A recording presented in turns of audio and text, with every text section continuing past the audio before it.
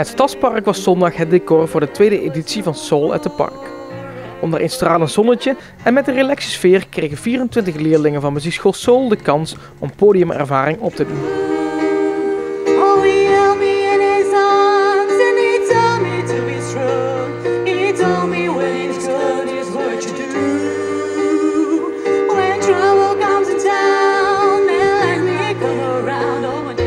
Ja, de meeste zijn leerlingen van mij, maar er zijn ook leerlingen van Maartje Smets, pianolerares, en daarvan doen ook leerlingen mee. Dus ze worden nou ook begeleid door sommige leerlingen. Het muziekevenement kwam wederom tot stand door onder andere in samenwerking met Gastro Barthof.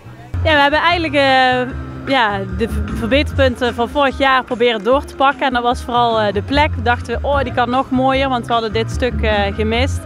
En nog meer toevoegingen met wat extra's erbij, zoals het picknickmandje en nog de muziek nog wat uitgebreider.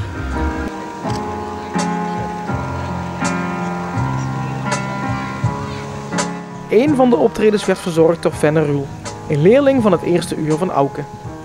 Het is geen slap excuus voor wat ik graag had willen zijn. Geen droom, geen doel, geen stop om mee te slaan. Geen enkele garantie voor een lang gelukkig leven. Het is geen antwoord op de vraag van ons bestaan. Ja, ging boven verwachting goed eigenlijk. Ja, dus ik was heel blij. Wel heel zenuwachtig vanochtend, dus nu ook wel blij dat ik er even op zit. Dat ik lekker kan genieten van de rest en zo. Maar, Ja, want ik zag meteen na je optreden, toen kwamen je vriendinnen op je afstuiven. Ja, dat klopt. Ze waren allemaal komen kijken en best wel veel, dus het werd alleen maar erger de zenuwen. Maar wel heel erg leuk dat ze er zijn, ja. En hoe waren hun reacties? Ja, heel erg goed. Ze zeiden dat ik het heel erg goed had gedaan, dus En je hebt net Nederlandstalig en Engelstalig. Wat heeft je voorkeur? Wat zingen je het liefste? Maakt eigenlijk niet zo uit, maar ik vind Nederlandstalig kun je wel meer een verhaal in vertellen. Dus dat vind ik wel heel erg leuk om te doen. Oops, I did it again. I play with your heart, got us in the game. Oh, baby, oops, you think I'm in love.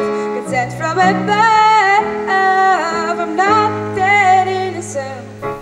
Per ongeluk is het niet, maar Auke wil zeker een volgende editie organiseren. Ja, we hebben zeker in ons hoofd nog allerlei ideeën met gastmuzikanten of met anderen, met dans. Er kan nog van alles gaan gebeuren, ja.